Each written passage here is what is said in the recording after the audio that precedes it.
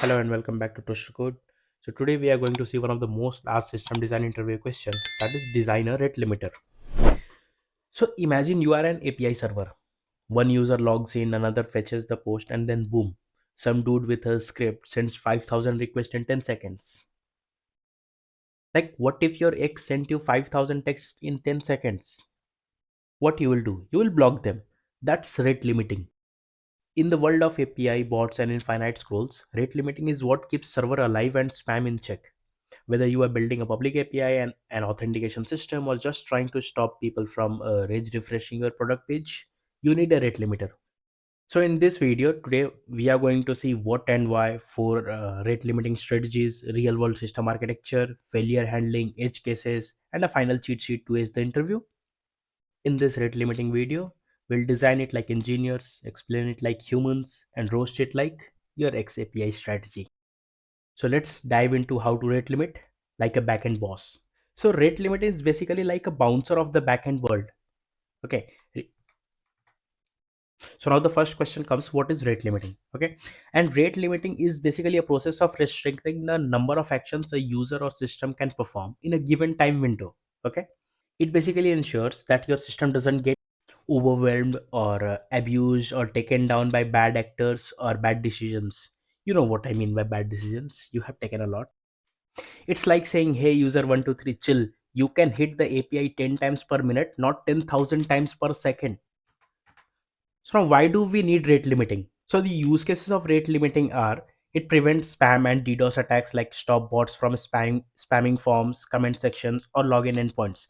It protects downstream services like your API might be fine, but the database or payment gateway downstream might not survive a flood. Okay. It ensures fair uses. If you run an API service like Twitter or OpenAI, you want to make sure that one person doesn't hog all the bandwidth. Then the cost control.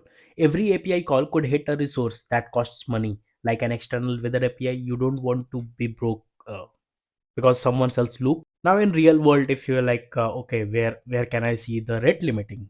So you can see GitHub rate limit on authenticated users, Twitter throttles tweet posting, AWS and Stripe limit based on user plans, and Instagram probably rate limited you from checking your X story for the eighth time in 10 seconds. Now, what are its functional requirements? Okay, like what should our system do? No take yet, just pure expectations. Okay, so its functional requirement will be throttle per identity. What is throttle per identity? Every request is associated with a user via IP address, user ID, auth token, API key. Okay, and our system should track request per identity and apply limit accordingly. Then we have support multiple limits.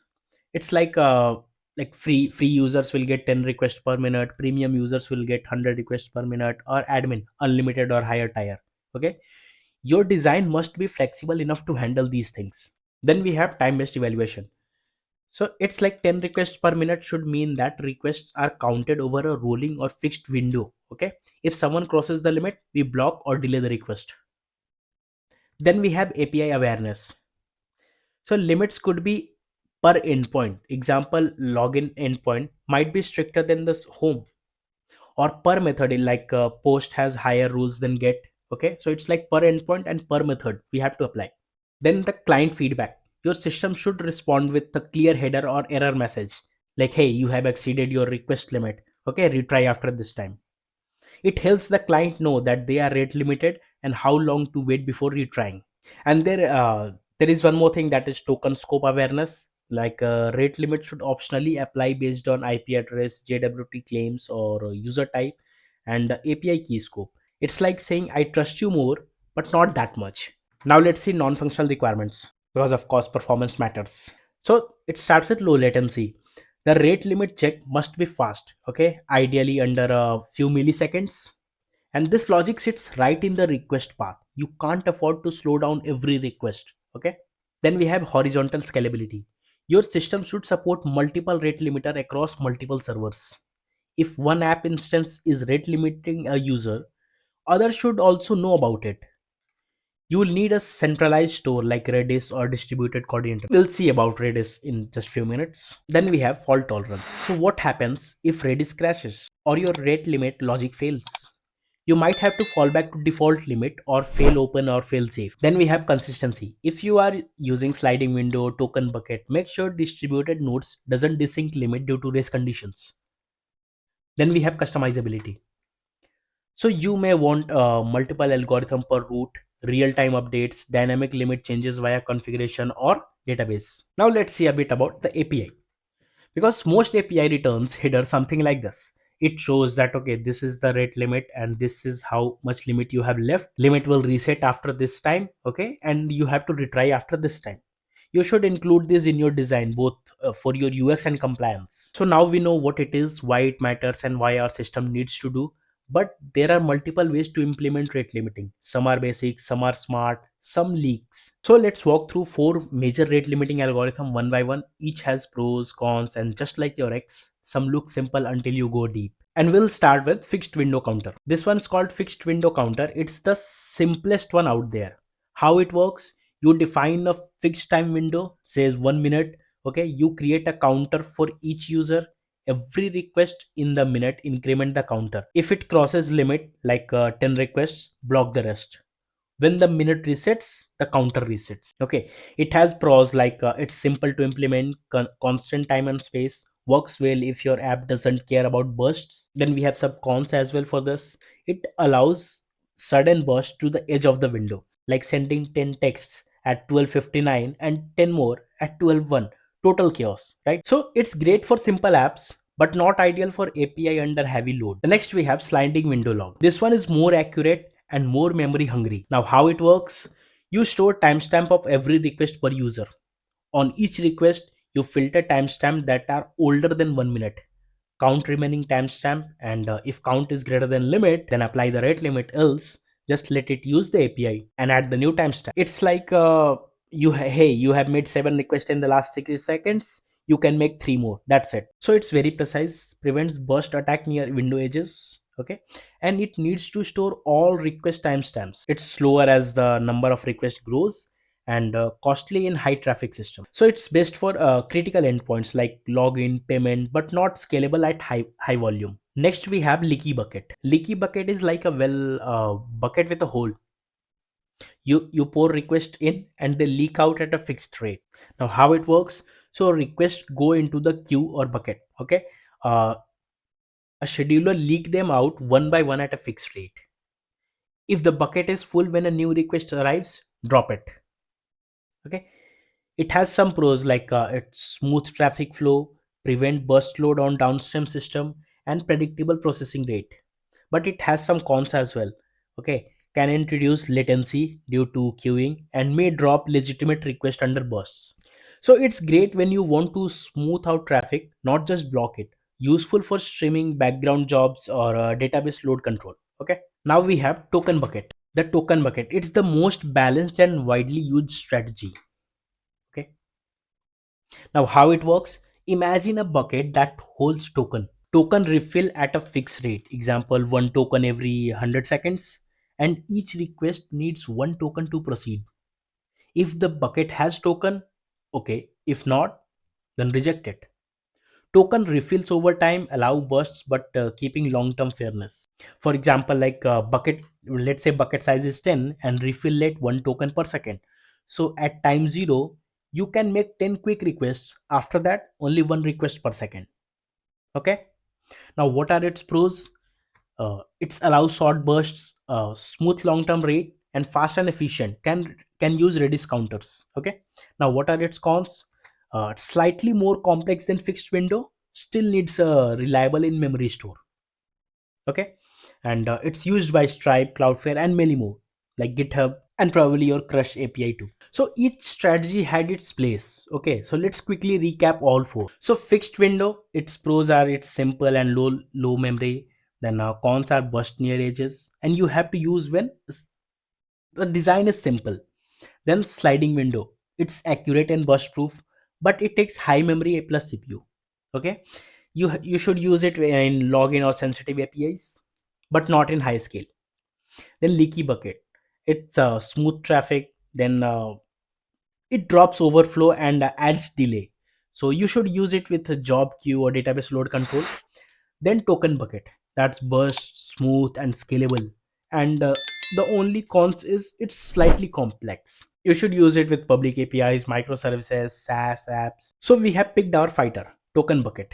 We know the logic. Now it's time to build something real. Okay, let's walk through the full blown system architecture that could sit in front of a million of user and still say, hold up buddy, you have hit the limit. So let's see its architecture overview. Okay, so the first thing is a user or a client sends a API request to the system. Okay, it hits the API gateway and rate limiter first.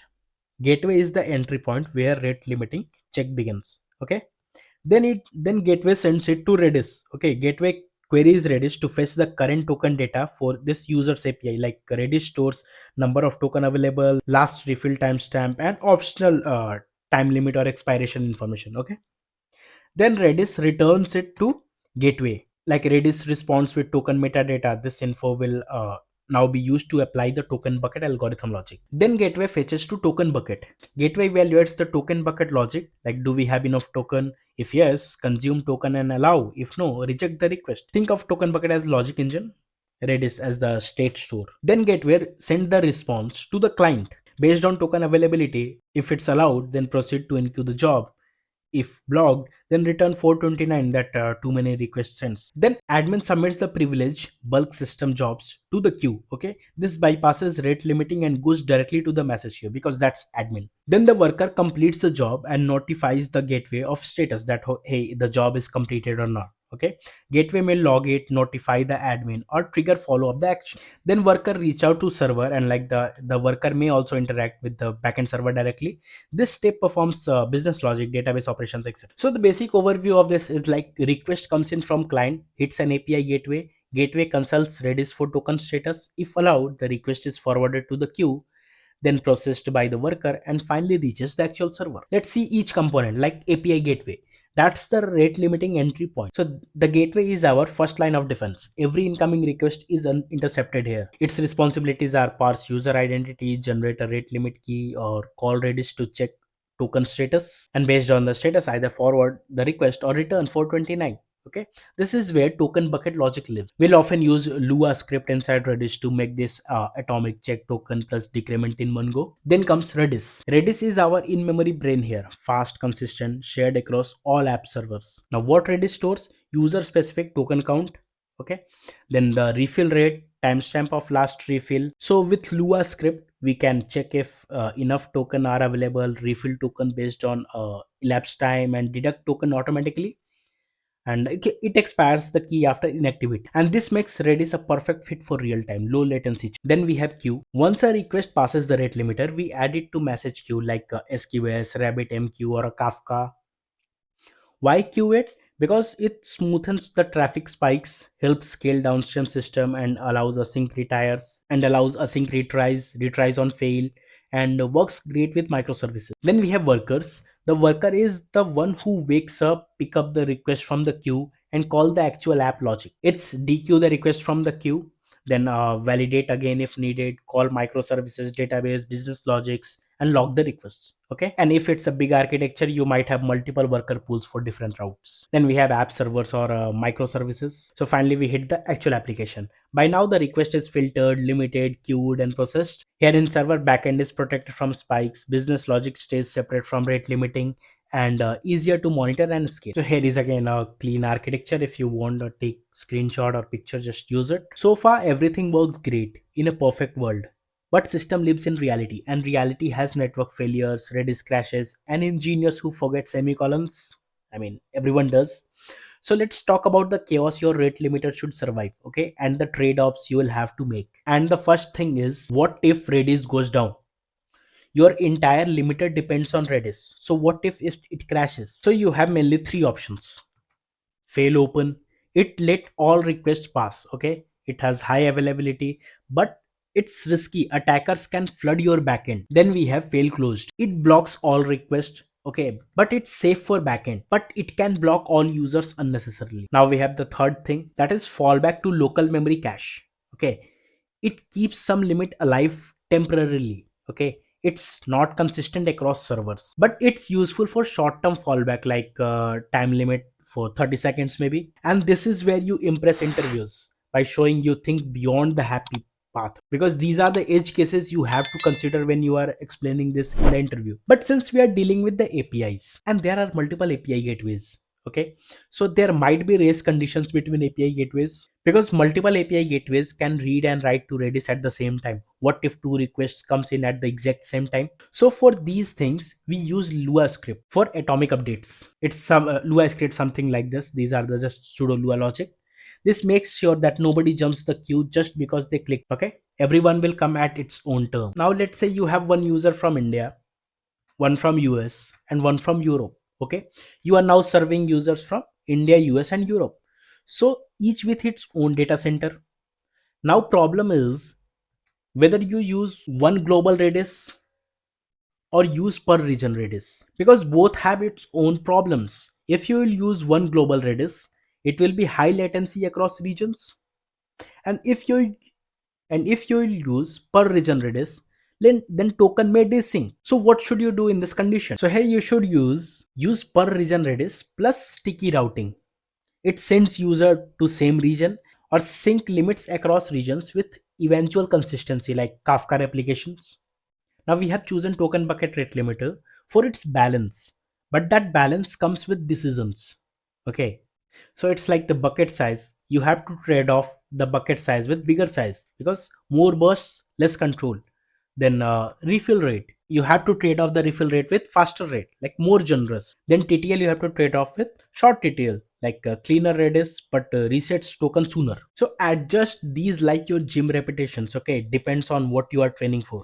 Now, as we have discussed in the beginning, that why we need rate limiting, and one of the reason was abuse control. Okay, what if someone intentionally tries to spam your API? So let's say for DOS protection, what you should do, so you have to add per IP rate limit in addition to per user. Okay, use web applications firewall for patterns like 100 requests in 10 seconds. Okay, then auto blacklist IPs with abusive patterns, and you have to add challenge mechanisms like captchas, login verifications. These things will protect your system from DOS attack. Now what if someone replays request with the same token, okay, or tampers with your headers? In that case, what you should do, so always validate token on the server side. Okay, don't trust client headers. Then add unique request IDs, sign headers for trusted clients. Okay, and encrypt rate limit header if exposed to browsers. If it exposed to browsers, then we have visibility monitoring and metrics, because if you can't see it, you can't scale it. And what are the things that you should always monitor from the rate limiting perspective? That is current request rates, 429 responses over the time, Redis latency, per user token uses, and abuse attempts if there are any. Add dashboards plus alerts. Okay, don't wait till your boss says API is down again. No, just add these to your dashboards. Okay, and alerts for anything happens like these. And these were the hard questions behind every good system design. What happens when things go wrong, and how do we recover gracefully? And you have made it. We have designed a full rate limiter from use case to disaster recovery. Now let's give you a quick overview. Like, what is rate limiting? It controls how many requests a user client can send in the time frame, prevents abuse, protects downstream system. Its use cases are login endpoint, APIs, free versus premium users, then payment gateway, bot, brute force, spam protections, and just use token bucket for most real world systems. We have seen its architecture: API gateway, Redis with Lua scripts, message queue, worker, app server. Now, how the sample interview answer look like for the rate limiting? I'll just give you a short version of it. It's like I w- like I will use the token bucket algorithm implemented with Redis for atomic rate limit check. Uh, Maybe using Lua integrated into the API gateway, and it allows burst control, per user customization, and scale well with queuing and async workers. So if an interviewer asks you to design one, you won't just answer, you will answer, explain, optimize, and roast their vague requirements. Okay, now if a system design interviewer throws a rate limiter at you, you won't flinch. So if you learned something new, hit that like button, but don't spam it. We rate limit that too. Then subscribe for more system design breakdowns, dev humors, and spicy architecture content. Because in backend systems, just like in relationship, If you don't set limits, you will get flooded and left broke. This was Toaster Code. Thank you.